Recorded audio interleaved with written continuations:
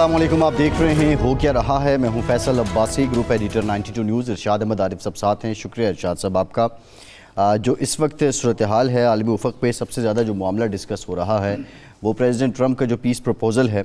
Hamas ने बाज़ाब्ता अभी तक इसका जवाब नहीं दिया, लेकिन ये ज़रूर बात सामने आई है कि मुस्लिम ममालिक जिनमें तुर्किया है, कतर है और दीगर हैं, उनकी जानिब से हमास पे ये ज़ोर दिया जा रहा है कि वो इस मुआहदे को कबूल करें। लेकिन अब हमास ने ये शर्त आयद कर दी है, जो इंटरनेशनल मीडिया पर रिपोर्ट हुआ है, कि वो गैर मुसल्लह नहीं होंगे। साथ ही साथ अगर वो किसी दूसरे मुल्क में जाते हैं तो उनके तहफ़्फ़ुज़ का अमीन कौन होगा, ये भी एक सवाल उनकी जानिब से रखा गया है। और अब इस मुआहदे में ये जो गैर मुसल्लह होने वाली शिक है, इसमें तरमीम का मुतालबा भी इंटरनेशनल मीडिया के मुताबिक हमास की तरफ से आ रहा है। दूसरी सबसे अहम डेवलपमेंट ये है कि आज प्रेसिडेंट ट्रंप ने दस्तखत किए हैं एग्जीक्यूटिव ऑर्डर पे कि अगर कतर पे हमला हुआ तो अमेरिका उसका जवाब देगा। यकीनी तौर पे इजराइल की जानिब से जो जारियत कतर पे की गई थी, अब उसकी हिद्दत अमेरिका को भी महसूस हुई है, जिसके बाद अब प्रेसिडेंट ट्रंप को एग्जीक्यूटिव ऑर्डर पे ये दस्तखत करने पड़े हैं। बहरहाल ये सूरत हाल बड़ी इंपॉर्टेंट है। मुस्लिम ममालिक ने गुज़श्ता रोज़ मुश्तरका स्टेटमेंट दी थी। 8 के करीब ममालिक थे, जिसमें पाकिस्तान भी शामिल था। ये जो प्रेसिडेंट ट्रंप का प्रपोज़ल है, इसकी तायद की गई थी और इस प्रपोज़ल को एक्सेप्ट या रिजेक्ट करने की जो टाइम फ्रेम है वो 72 घंटे है हमास के पास, जिसमें से तकरीबन 24 घंटे बीत चुके हैं। पाकिस्तान की सियासत की बात करें तो पाकिस्तान पीपल्स पार्टी और मुस्लिम लीग नून में ठन चुकी है। वज़ीर आला मरीम नवाज़ की स्टेटमेंट के बाद पाकिस्तान पीपल्स पार्टी उसको रिस्पॉन्ड कर रही है। प्रेस कॉन्फ्रेंस हो रही है। उनके मरकज़ी तर्जुमान नदीम अफजल चंद भी इस बारे गुफ्तगू कर रहे हैं। आज कमर ज़मान कायरा ने प्रेस कॉन्फ्रेंस की है, जिसका जवाब उज़्मा बुखारी साहिबा ने दिया है। एंड मोस्ट इंपॉर्टेंट, आज पाकिस्तान पीपल्स पार्टी के वफ़द के साथ मुलाकात की है नायब वज़ीर-ए-आज़म इसहाक़ डार ने। इस मौके पर सरदार अयाज सादिक भी मौजूद थे। पाकिस्तान पीपल्स पार्टी की तरफ से नवीद कमर और एजाज जाकरानी वफ़द की क़यादत कर रहे थे और अब इस मामले को सुलझाने की कोशिश की जा रही है। लेकिन पसे पर्दा क्या है, पसे दीवार क्या है, वो वजूहात क्या हैं जिसकी वजह से ये दोनों हलीफ जमातें अब एक दूसरे से दूर होती दिखाई दे रही हैं। आज के प्रोग्राम में ये भी हम जानने की कोशिश करेंगे। हमें मुनीर अकरम साहब ज्वाइन कर रहे हैं, मायनात सफारतकार अक़वाम मुत्तहिदा में पाकिस्तान के साबिक मंदूब भी रहे हैं। मुनीर साहब बहुत शुक्रिया आपका, आपसे गुफ्तगू करेंगे। इरशाद साहब, आप इस पर कमेंट कर दें। जो हमास की तरफ से अब ये शर्त आई है कि वो गैर मुसल्लह नहीं होंगे और अब मुआहदे में इस शिक को तरमीम किया जाए, आप समझते हैं कि ये एक इंडिकेशन ये भी है कि अगर हमास की कंडीशंस मान ली जाती हैं तो इस मुआहदे पे वो रज़ामंदी का इजहार कर सकते हैं?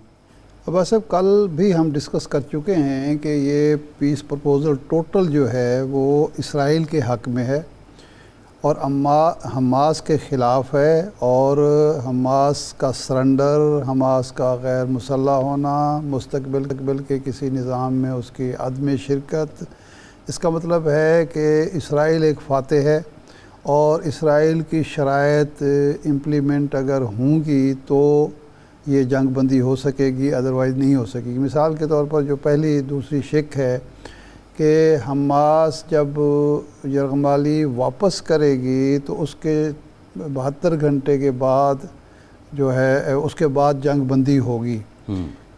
हालांकि ये भी कहा जा सकता था कि जब जंग बंदी हो जाएगी तो उसके 72 घंटे या 24 घंटे के अंदर यरगमाली रिहा किए जाएंगे। यानी मकसद जंग बंदी होता तो फिर पहले शर्त ये आनी चाहिए थी, जंग बंदी पहले होनी चाहिए थी, हमास को पाबंद किया जाता। या इसी तरह ये था कि जब फ़लस्तीनी रियासत का क़याम अगर अमल में आता है और जो मुतालबा है अरब ममालिक का भी, मुसलमानों का भी, फ़लस्तीनियों का भी, तो उसके बाद हमास गैर मुसल्लह होगी और वो जो सेटअप होगा जब सियासत वगैरह होगी उसमें ये तयन किया जाएगा कि किसी मुसल्लह अस्करी तंजीम का उसमें कोई अमल दखल होगा या नहीं। लेकिन ऐसा नहीं हुआ है।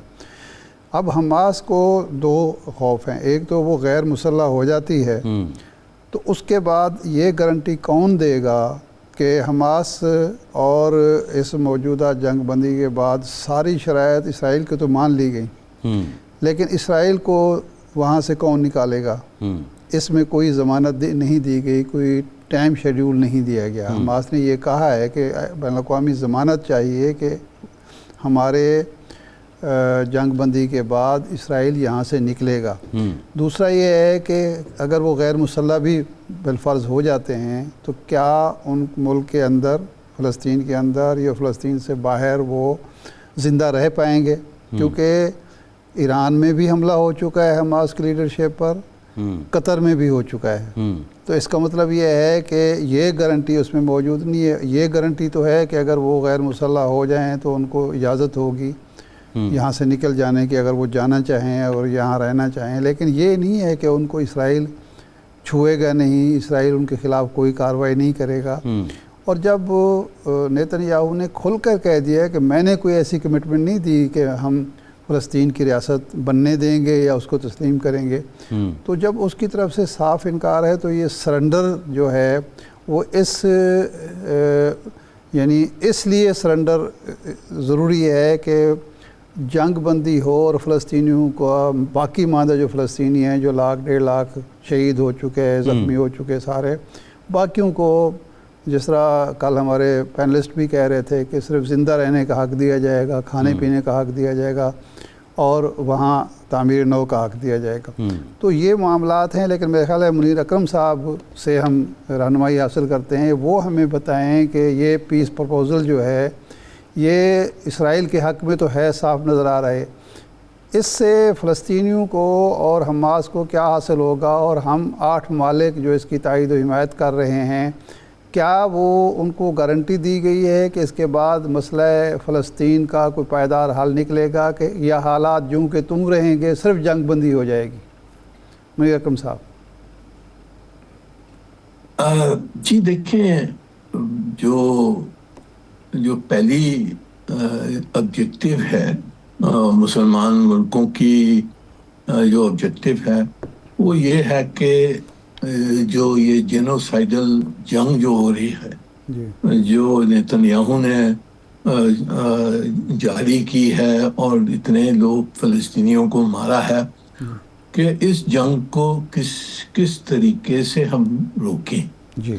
इस जंग को रोकने के लिए सिर्फ यानी कि अमेरिका एक वाहिद मुल्क है जो नेतन्याहू को रोक सकता है, और इस पीस प्लान में ये उन्होंने एश्योरेंस दी है कि जी जंग रुक जाएगी अगर हमास ने मान लिया। तो अब ऑब्वियसली एक तरफ से तो जंग रोकनी है, दूसरी तरफ से हम समझते हैं कि जी हमास के लिए बहुत मुश्किल है, जो शर्तें जो लगाई हैं उनके ऊपर वो मुश्किल है, पर जो चॉइस है वो ये है कि जंग को बंद करवाएं, फ़लस्तीनियों की जो तबाही हो रही है उसको रोकें, और आगे जो मसले हैं उसको फिर बाद में हल करें। ये प्रायोरिटी जो ऑब्जेक्टिव है हम सब की, वो यही है कि जी जंग रोकी जाए। जी।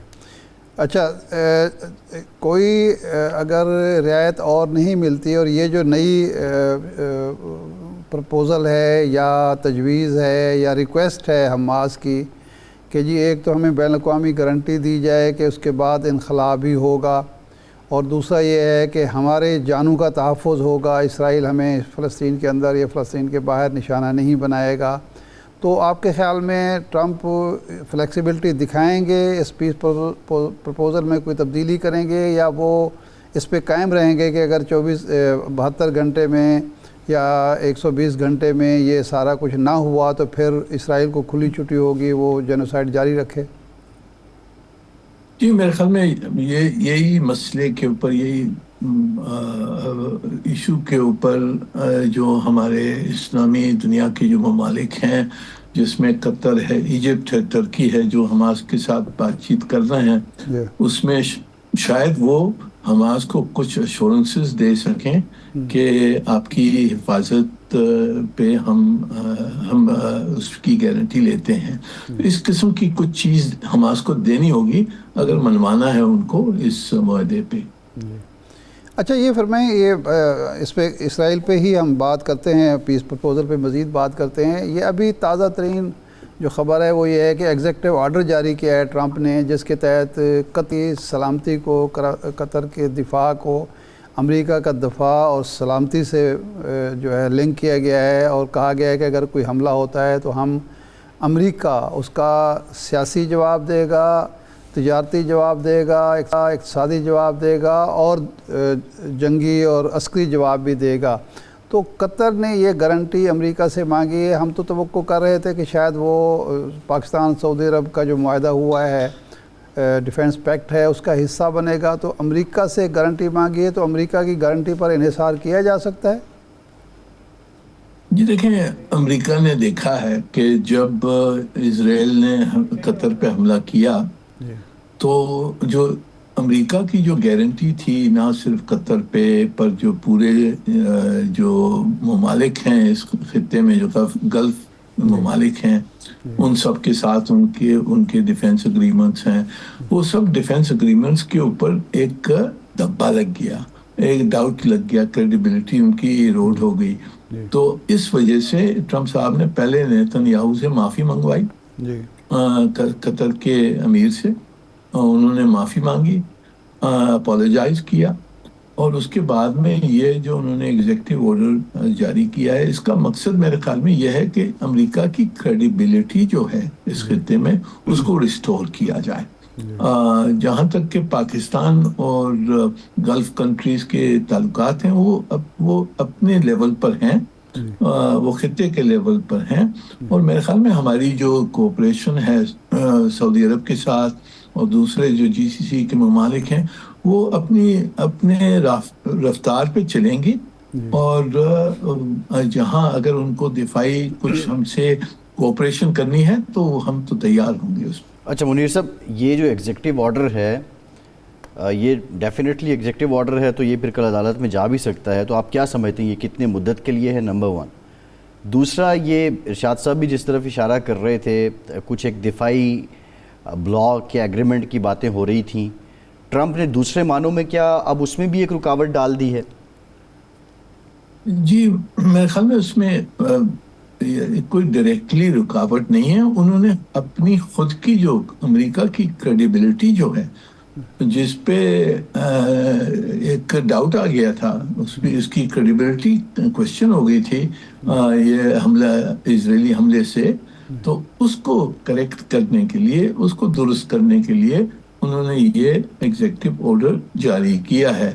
پر اس قسم کی جو یعنی کہ جو پروٹیکشن، امریکن پروٹیکشن جو جی سی سی کے اوپر تھی، اس پہ کوئی ڈاؤٹ آ گیا تھا، اس کو ریسٹور کرنے کے لیے انہوں نے یہ ایگزیکٹو آرڈر جاری کیا ہے۔ تو اس سے کیا یہ بھی سمجھا جائے کہ جو حماس کے رہنما ہیں اگر معاہدہ طے پاتا ہے، ان کو کوئی شیورٹی ملتی ہے، تو ان کے لیے سیف ٹھکانہ اب قطر ہی ہوگا، کیونکہ امریکہ اگر دفاع میں آ گیا ہے تو اسرائیل بھی پھر اس پہ حملہ نہیں کر سکتا؟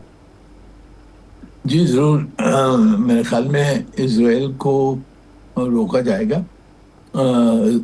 آبویسلی قطر تو ایک اسپیسیفکلی اب انہوں نے ایگزیکٹو آرڈر میں کہہ دیا ہے کہ جی قطر کے اوپر حملہ نہیں ہو سکتا، پر جو دوسرے ممالک ہیں، سعودی عرب ہے اور ایجپٹ ہے، ترکی ہے، ان کو بھی میرے خیال میں یہی اس قسم کی ایشورنسز ملیں گی کہ اگر حماس مان جاتا ہے تو حماس کے اوپر حملہ نہیں کرنے دیں گے ہم۔ میرے خیال میں this will have to be part of the understanding. اچھا یہ فرمائیں کہ یہ جب ہو گیا ایگزیکٹو آرڈر ہو گیا، پیس پرپوزل مان لی جاتی ہے، اس کے نتیجے میں جنگ بندی ہو جاتی ہے، تو اس کے بعد جو آزاد فلسطینی ریاست کے لیے مذاکرات ہوں گے، اس میں مذاکرات میں حماس کا کوئی کردار آپ دیکھتے ہیں، یا بس حماس غیر مسلح ہوگی، حماس کا کسی قسم کا کسی معاملے سے لینا دینا نہیں ہوگا، اور اب جو مذاکرات ہوں گے یا فلسطینی اتھارٹی کرے گی یا یہ 8 مسلم ممالک کریں گے اگر کوئی پیش رفت ہوتی ہے، یا اب بھی مذاکرات اسرائیل اور حماس کے درمیان ہوں گے اور وہ قطر میں ہوں گے اور قطر ثالثی کرے گا؟ جی میرے خیال میں یہ اس پیس پلان میں تو ذکر کیا گیا ہے کہ حماس کو کوئی رول نہیں ہوگا، جی گورننس جو غزہ کی گورننس ہے اس میں ان کا کوئی حصہ نہیں ہوگا، پر گراؤنڈ ریئلٹی تو یہی ہے کہ جی حماس کی بہت سپورٹ ہے غزہ میں، تو اب یہ پیلسٹینین اتھارٹی نے کہا ہے کہ ہم اس کی گورننس لینا چاہتے ہیں، اور ایونچولی یہ پیس پلان میں بھی یہی نظر آتا ہے کہ وہ ایونچولی پیلسٹینین اتھارٹی جب ریفارم ہو جائے گی پھر ان کو گورننس کا حق ملے گا. میرے نظر میں آگے جا کر پیلسٹینینز نے آپس میں صلح کرنا ہے. جو فتح ہے اور باقی جو فیکشنز ہیں ان سب کو آپس میں صلح کرنا ہوگا, اور اس میں حماس یا نام رکھے یا نہ نام رکھے, کچھ اور نام لے لے, پر حماس کی شرکت پیلسٹینین اتھارٹی کے تھرو ہو سکتی ہے. پر ایز حماس اس معاہدے میں تو انہوں نے رول آؤٹ کر دیا ہے اس کی شرکت. صحیح. اچھا, دوسرا یہ ہے کہ یہ ہو جاتا ہے سارا کچھ, آپ کے علم میں ہے, ہم سے زیادہ جانتے ہیں کہ حماس ابھری اس وقت تھی جب پی ایل او نے کمپرومائز کر لیا, یا اوسلو معاہدے کے بعد اس کا جو رول تھا وہ کم پڑ گیا تو لوگ غیر مطمئن تھے. اگر مثال کے طور پر حماس ختم بھی ہو جاتی ہے تو گارنٹی اس معاہدے میں مانگی گئی ہے کہ غزہ اسرائیل کے لیے کبھی بھی خطرہ نہیں بنے گا. وہاں کوئی نئی تنظیم امرج ہوتی ہے, نیا مسئلہ کھڑا ہوتا ہے, تو یہ مسلم ممالک کی ذمہ داری ہوگی کہ وہ اسرائیل کو پروٹیکٹ کریں, اسرائیل کے دفاع کو یقینی بنائیں, یا اس فورس کی ISF جس کو کہا گیا ہے, یہ اس فورس کی ذمہ داری ہوگی اسرائیل کی پروٹیکشن؟ اسرائیل کی پروٹیکشن تو نہیں کہہ سکتے ہیں, صرف اتنا ہے کہ وہ اسرائیل یہ کہہ رہا ہے کہ جی وہاں غازہ سے جس قسم کا حملہ ہوا تھا اکتوبر 7 میں 2023 میں, اس قسم کا حملہ نہیں ہو سکتا ہے, تو اس کی ذمہ داری جو اسٹیبلائزیشن فورس ہے اس کو لینی ہوگی.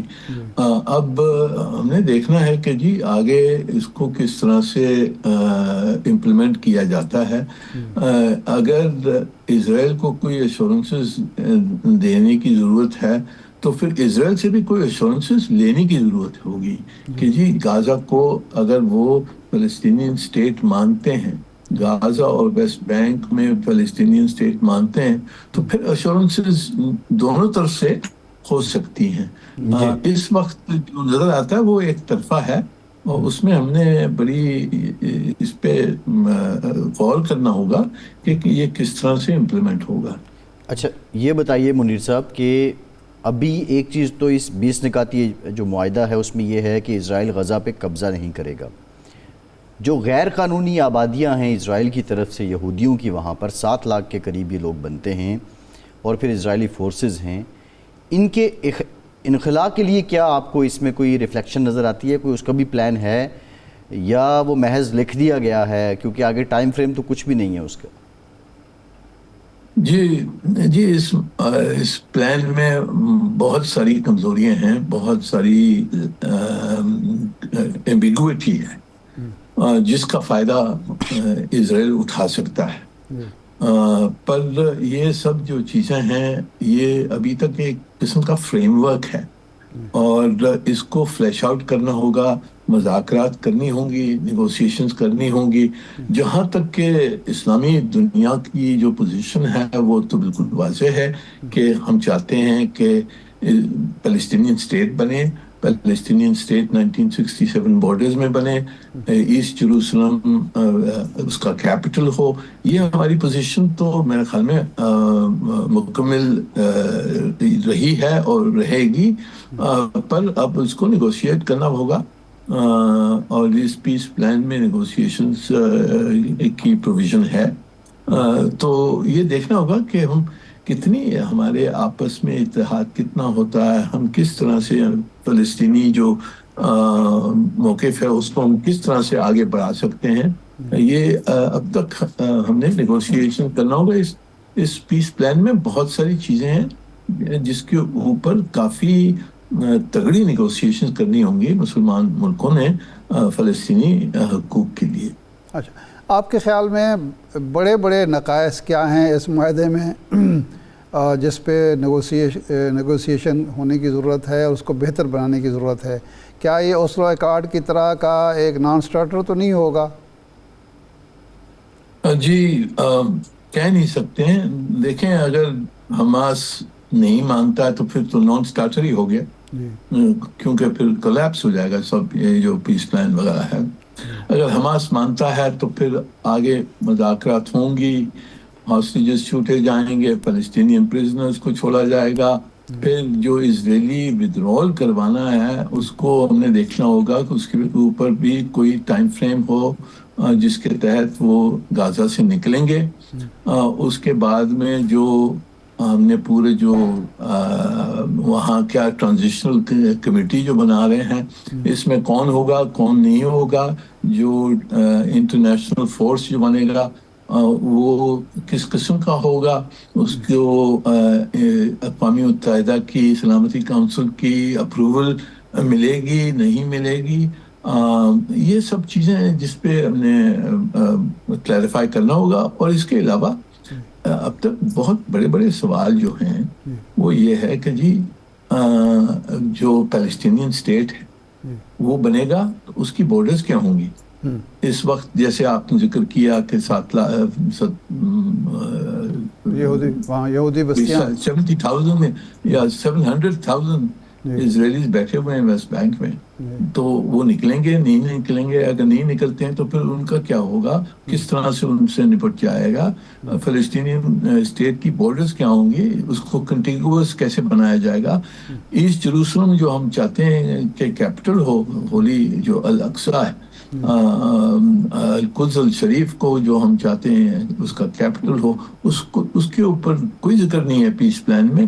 اس کو ہم نے مسئلہ حل کرنا ہوگا. تو بہت سارے مسئلے ہیں جس کے اوپر مذاکرات اور نیگوسیشنز کی ضرورت ہوگی اس پیس پلان میں، اگر یہ پیس پلان چلتا ہے.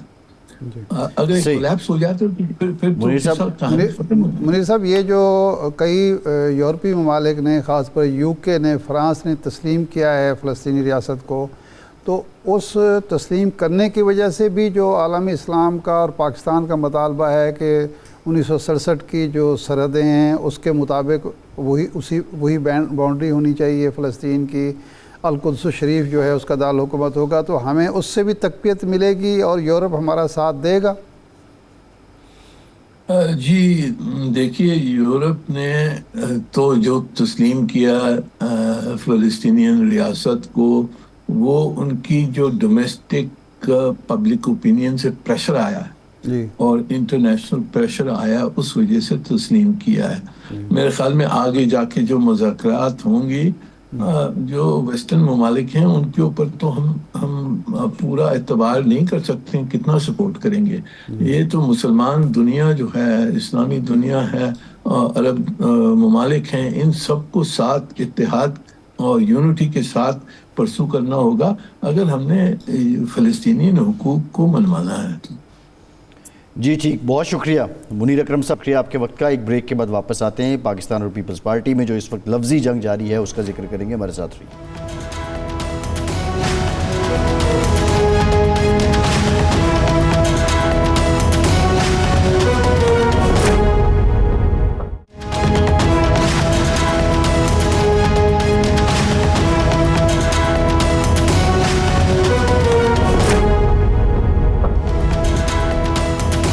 کے بعد ایک بار پھر سے آپ کو خوش آمدید کہیں گے. ارشاد صاحب، مثالی تعلقات، مثالی تعاون، مثالی شراکت، اس سب کے بعد ہم یہ دیکھ رہے ہیں کہ یہ اچانک کیا ہو گیا ہے کہ پاکستان پیپلز پارٹی اور مسلم لیگ نون کے بیچ جو لڑائی ہے یا لفظی جنگ ہے وہ شدت اختیار کرتی جا رہی ہے. مسلم لیگ نون کا اعتماد کس بات پہ ہے کہ وداؤٹ پیپلز پارٹی وہ کیسے چل سکتے ہیں، بالخصوص وفاق پہ، اور پیپلز پارٹی کا اعتماد کس بات پہ ہے کہ اگر وہ مسلم لیگ نون کا ساتھ چھوڑ بھی دیں تو ان کی ایک سیاسی ساکھ یا سیاسی جو ان کے پاس اس وقت مراد کہہ لیں وہ ہیں، وہ بحال رہیں گی. پہلی بات تو یہ ہے کہ یہ حیران کن بات ہے اس وقت یہ باتیں ہیں. عموماً یہ ہوتا تھا مارچ، اپریل، مئی، جون میں جب بجٹ آنا ہوتا تھا، اور مسلم لیگ نون والوں سے جب ہم پوچھتے تو وہ کہتے ہیں کہ جی بجٹ میں یہ کوئی چیزیں ہم سے منوانا چاہتے ہیں. لیکن اب یہ اس وقت یہ ساری باتیں ہو رہی ہیں. اب اس کی دو وجوہات بظاہر نظر آتی ہیں کہ سیلاب کی وجہ سے خاص طور پر جنوبی پنجاب میں جو جذبات ہیں پنجاب حکومت کے حوالے سے، پیپلز پارٹی کا کسانوں کے حوالے سے، زمینداروں کے حوالے سے، زرعی شعبے کے حوالے سے جو سٹانس ہے تو پیپلز پارٹی سمجھتی ہے کہ یہ موقع ہے کہ ان کے ساتھ کھڑا ہوا جائے اور پنجاب حکومت کو ٹف ٹائم دیا جائے، یا پھر کوئی اور چیز ہے؟ لیکن میرا خیال ہے قمرالزمان قاہرہ صاحب ہمارے ساتھ موجود ہیں، ہم ان سے پوچھ لیتے ہیں کہ قاہرہ صاحب، آج آپ کے لیڈر ملاقات کر رہے تھے اسحاق ڈار صاحب سے، یا ٹائم طے ہو گیا تھا؟ آپ ایک دھواں دار پریس کانفرنس کر رہے تھے، اس میں بخاری کہتے ہیں کہ دیکھیں جی یہ تو عجیب ہے، ریس لگی ہوئی ہے پریس کانفرنس کی، آپ کو کیوں ضرورت محسوس ہوئی آج پریس کانفرنس کرنے کی جب ٹائم طے ہو گیا تھا اسحاق ڈار صاحب کے ساتھ، نوید قمر صاحب کو اور دوسرے لوگوں کا؟ ارشاد صاحب، جو قومی اسمبلی کے اندر ہماری جماعت پارلیمانی پارٹی ہے، ان کے تحفظات سے انہوں نے اسمبلی سے بائیکاٹ کیا اور کمیٹی سے، اس کے جواب میں ان کو حکومت پاکستان کی طرف سے ڈار صاحب اور دیگر وزراء نے ان سے رابطہ کیا، اسپیکر صاحب کی قیادت میں ملے، وہ ان کا ایشو ہے، پارٹی کا ایشو اس سے مختلف ہے۔ اچھا، ہم تو پارٹی کے ساتھ، ہمیں تو نہیں پتا کہ وہاں کیا باتیں ہوئی، کیا گفتگو ہوئی، یقیناً ان کی گفتگو جو ہوگی وہ ہمیں پہنچے گی تو ہم بھی اس کے اوپر عمل درآمد کریں گے، لیکن ٹل دین تو جو پوزیشن تھی اسی کے اوپر آپ نے کھڑے ہونا ہے۔ اور ہم کیا کر رہے ہیں؟ ہم نے کوئی ٹف باتیں نہیں کی، میں نے آج پریس کانفرنس کی ہے، میں نے کوئی ان کے ذاتی اٹیک نہیں کیے، ان کی جماعت کی پالیسیز کے اوپر اٹیک نہیں کیے، میں نے بار بار انہیں یہ بات کہی ہے، انہوں نے سوال اٹھائے تھے، سندھ حکومت نے ہم نے یہ کیا، سندھ حکومت نے کیا، تو میں نے اس کے جواب دیے ہیں کہ جی جو میں نے کہا اگر اس میں کوئی غلطی ہے تو بہتر ہے کہ وہ مجھے جواب دیں اس کا کہ جی ہاں آپ نے یہ بات کہی ہے، یہ ایسے نہیں ہے، ہمارا یہ فیکٹ یہ ہے، آپ غلط بیان نہیں کر رہے ہیں، میں اس پہ معذرت کروں گا۔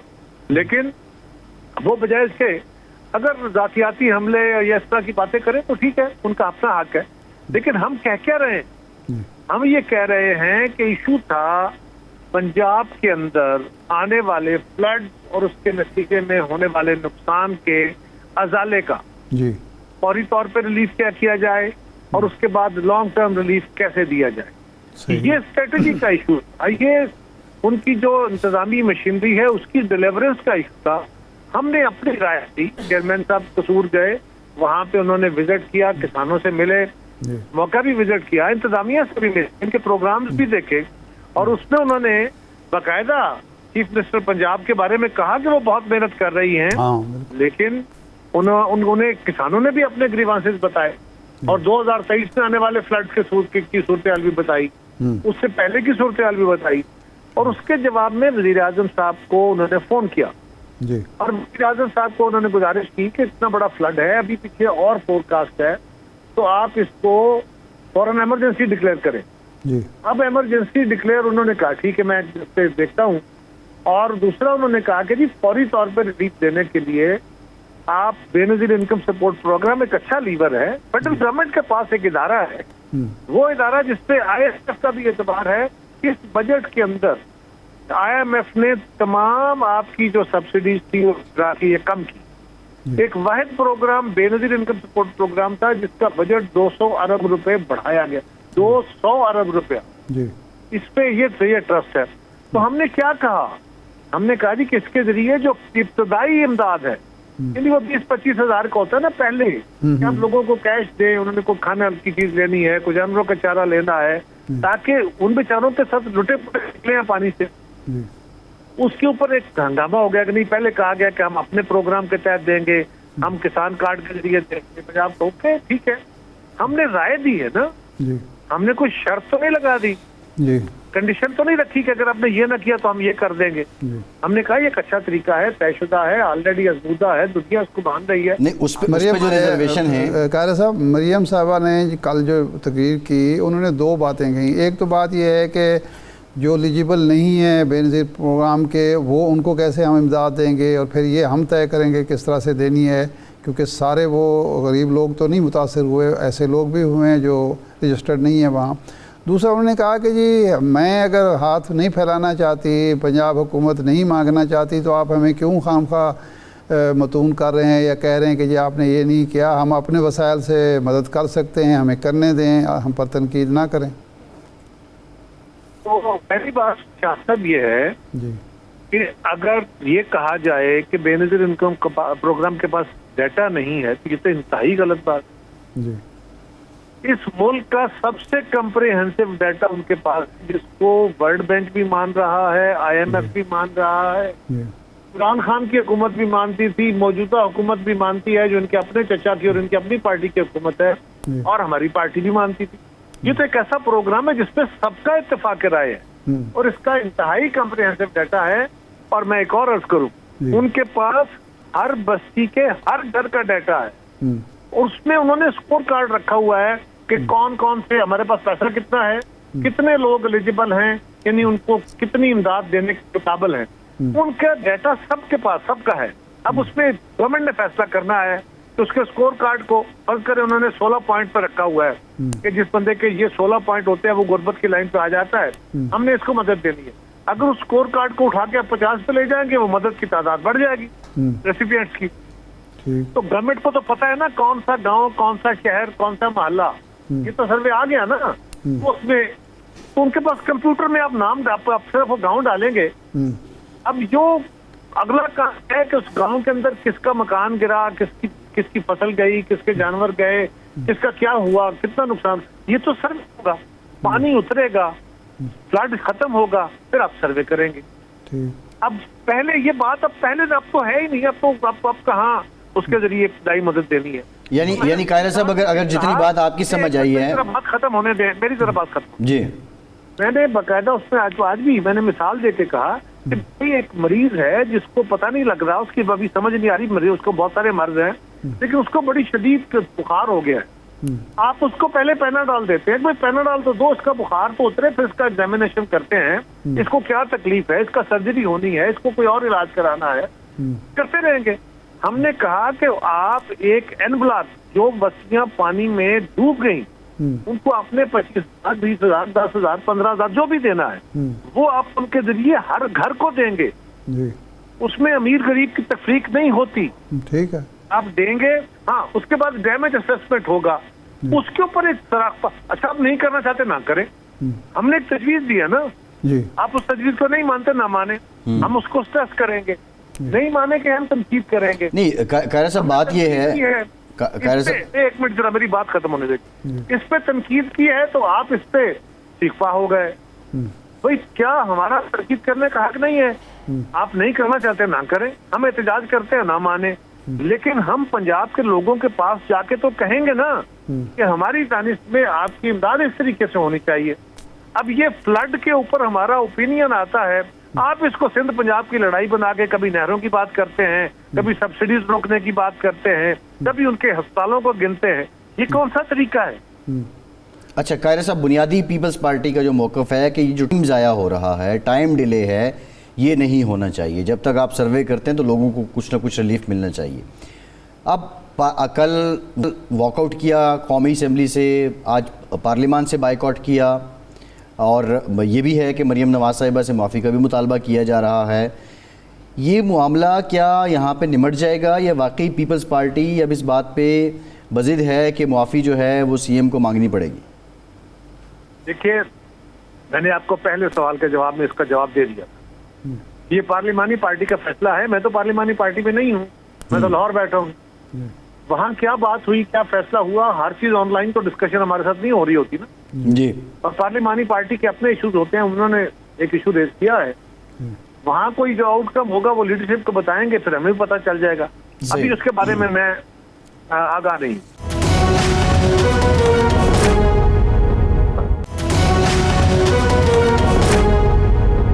कार साहब, एतराज़ ये भी हो रहा है कि आपके पीपल्स पार्टी और मुस्लिम लीग की एक कमेटी बनी हुई है जिसका मकसद ये है कि अगर कोई शिकायत आपको किसी इत्तेहादी को पैदा हो तो उस कमेटी में रखी जाए और हुकूमत को कन्वे किया जाए।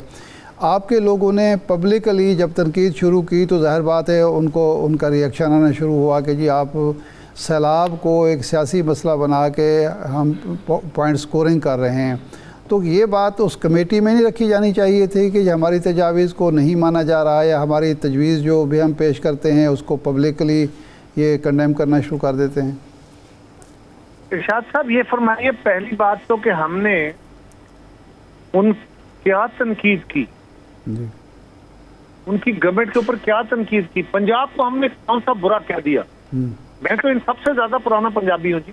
جی جی میرے تو باپ دادا پچھلی 15 نسلیں پنجاب میں ہیں، تو میں پنجاب کے مفادات کا ان سے زیادہ بڑا حمایتی ہوں. لیکن سوال یہ ہے کہ ہم نے کون سا گناہ کیا، ان کو کس بات پہ ہم نے ایسی بات، ہماری ایک رائے ہے، ہم نے کہا یہ امداد اس طرح دیں جلدی پہنچ جائے گی، شفافیت سے پہنچے گی. اس پہ یہ بتا دیں کہ ہم نے، آپ بتا دیں کہ ہم نے وہ کون سی تنقید کی جو ذاتیات پہ مبنی تھی، جو ان کی پالیسیز پہ مبنی تھی، یا ان کی اوور آل حکومت کے بارے میں. آپ بتائیے کیا سوال تھا ہمارا. اور اگر ہم فلڈ کے اوپر دینے والی امداد کے طریقہ پہ اعتراض کر رہے ہیں، اگر کہہ رہے ہیں کہ فلاں جگہ پہ یا فلاں گاؤں میں یا کسی گاؤں میں جو امداد کا طریقہ کار ہے وہ شفاف نہیں ہے، اس کو بہتر طریقے سے ہونا چاہیے، تو یہ ہماری رائے ہے نا. آپ کہتے ہیں جس نے پنجاب کی طرف، اس کو اپنے پنجاب کی طرف انگلیاں بنا دی. آپ نے جس نے پنجاب کی طرف انگلی اٹھائی میں انگلی توڑ دوں گی، میں برداشت نہیں کروں گی، میں چھوڑوں گی نہیں. یہ ہماری بہن ہے، وہ ہمیں ان کا بڑا احترام ہے، لیکن ایک خاتون کے یہ لہجے اچھے نہیں ہیں. یہی میں نے ان کو سجیسٹ کیا ہے کہ یہ لہجہ ہوگا. اس کے جواب میں اگر کسی نے لہجہ اختیار کر لیا، یہی لفظ اختیار کر لیے، تو پھر کیا ہوگا؟ یہ ماضی میں ہوتا رہا ہمارے ملک کے، ہم بھی کرتے رہے، ہمارے خلاف بھی ہوتا رہا، ٹی وی شیڈ کے خلاف ہوتا رہا، لیکن اس کا نتیجہ کیا تھا؟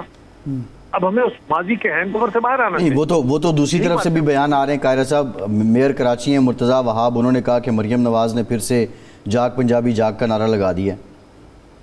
جی اگر دیکھیں جی، کسی کے زبان تو ہم نہیں روک پائیں گے نا. میں تو پنجاب میں بیٹھا ہوں، سندھ والا اگر اس کو اس طرح انٹرپریٹ کرے گا، آپ ذرا دیکھیے نا ہوا کیا.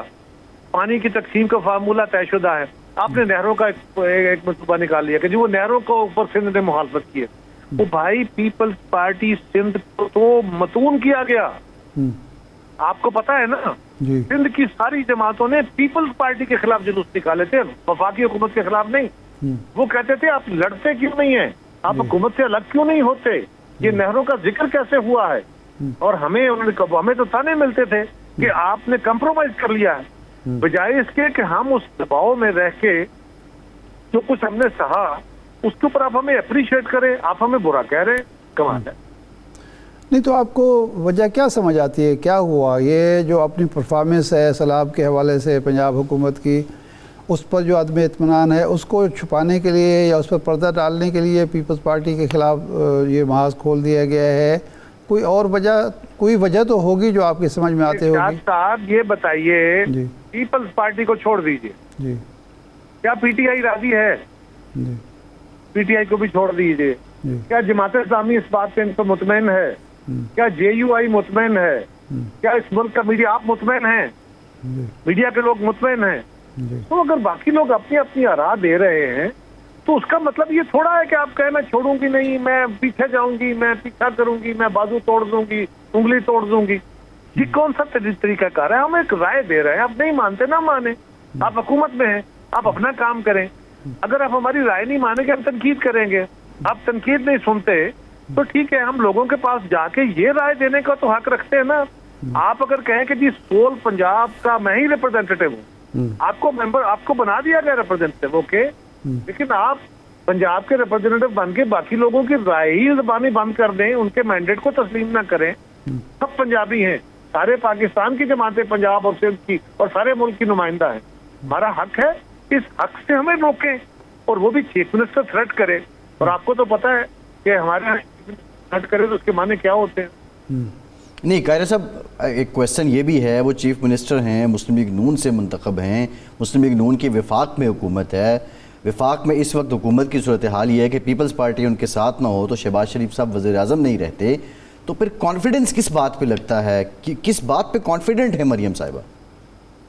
دیکھیے، پیپلز پارٹی، شاید ان کو یہ پتا ہے کہ پیپلز پارٹی ان کے ساتھ اس لیے ہے کہ پیپلز پارٹی ملک کے مسائل کو اس وقت بڑا گمبھیر سمجھتی ہے. وہ کسی نئے بحران کو جنم نہیں دینا چاہتی. پیپلز پارٹی کے بارے ان کو یہ پتا ہے کہ وہ اقتدار میں حصہ لیے بغیر انہوں نے ہمارا ساتھ دیا ہے، اور اب ہم وہ ہمیں نہیں چھوڑیں گے، احتجاج کرتے بھی رہے تو نہیں چھوڑیں گے. شاید ان کو یہ کانفیڈنس. لیکن واٹس ایور دیٹ از، اس کا جواب تو وہی دے سکتی ہے. ہم تو، ہمارا تو ایشو یہ ہے، میں نے آج انہیں یہی کہا، میں نے عرض کی کہ جی آپ چیف منسٹر نہیں ہیں خالی، آپ میاں نواز شریف صاحب کی بیٹی ہیں، آپ شہباز شریف صاحب وزیر اعظم صاحب کی بھتیجی ہیں، آپ پی ایم ایل این کی لیڈر ہیں. آپ کے منہ سے نکلے ہوئے لفظ جو ہیں وہ بہت بھاری ہوتے ہیں. اور اگر آپ بیٹھ کے یہ جو نیرو نیشنلزم ہے اس کے حوالے سے کوئی بات کریں پنجاب سے یا صوبوں کے اوپر، صوبائیت کے اوپر، یہ تو جو قوم پرستی کی منفی لہر بلوچستان میں اٹھانے کی کوشش کی جا رہی ہے، جو فتنہ ہندوستان اٹھا رہا ہے، جو فتنہ خارج والے یہاں اٹھانے کی کوشش کر رہے ہیں، یہ تو اس کو ہوا دے رہے ہیں.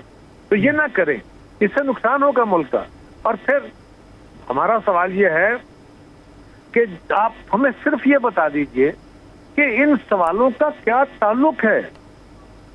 ہم تو کہہ رہے ہیں کہ بھئی فلڈ کے اندر جو آپ امداد دینی ہے وہ ٹھیک طریقے سے دیں، یہ طریقہ کار درست نہیں ہے. آپ بتائیے، میں آپ سے سوال کر لیتا ہوں، آپ دونوں اب آپ سے، جو لوگوں کو فوری طور پہ امداد ملنی تھی کوشش کی، ہم یہ تو نہیں کہہ رہے نا کہ سوئے رہے، ہم یہ تو نہیں کہہ رہے کہ ان کے لوگ نہیں گئے، ان کے منسٹر گئے، چیف سیکرٹری گئے، سیکرٹری گئے، سارے لوگ گئے، ان کے ڈی سیز نے بڑا کام کیا، ڈی پی اوز نے کام کیا، سپاہیوں نے کام کیا، بالکل کیا، ڈسٹرکٹ گورنمنٹ نے کام کیا، لیکن ان کو کیا لوگوں کو مکمل طور پہ انصاف مل گیا؟ ان کے ساتھ کام ہو گیا؟ ہمارا خیال ہے کہ وہ تو قاہرہ صاحب ادر سائیڈ وہ تو یہ نیریٹو دے رہے ہیں کہ ہماری حکومت خواہ وفاق میں ہو یا پنجاب میں ہو، ہم نے اتنا اچھا ڈیلیور کیا ہے پچھلے 1.5 سال میں کہ پیپلز پارٹی اب اس بات کو کوس رہی ہے کہ وہ حکومت کا حصہ کیوں نہیں بنے باضابطہ. دیکھیے میرا سوال یہ نہیں ہے جی وہ کیا کہہ رہے ہیں اور کس نے کہا ہے یہ چھوڑ دیجیے. اگر کسی نے کہا تو مجھے بتائیے، یہ انہوں نے نہیں کہا. لیکن میرا تو سوال یہ ہے کہ میرے کہنے کو اور ان کے کہنے کو چھوڑ دیجیے. آپ سے سوال میں کر رہا ہوں نا، انہوں نے کیا اس کو رہنے دیں، وہ تو پارٹی ہے. آپ بتائیے، آپ کی اطلاعات، آپ کے رپورٹرز ہیں، آپ کے پاس خبریں ہیں، آپ باخبر لوگ ہیں، آپ کے خیال کے مطابق پنجاب کے سیلاب زدہ علاقوں میں جو لوگوں کو ابتدائی امداد ملنی تھی، ان کو جو کیش یا ان کو جو اشیاء مل رہی تھی کھانے پینے کا، ٹینٹنگ کا، ان کو جو جانوروں کا چارہ مل رہا تھا، کیا وہ ٹھیک ملا ہے؟ جی ٹھیک، بہت شکریہ شاہ صاحب، پروگرام پہ ٹائم کیا، بہت شکریہ آپ کا. آج کے پروگرام سے اتنا ہی، اجازت دیجیے.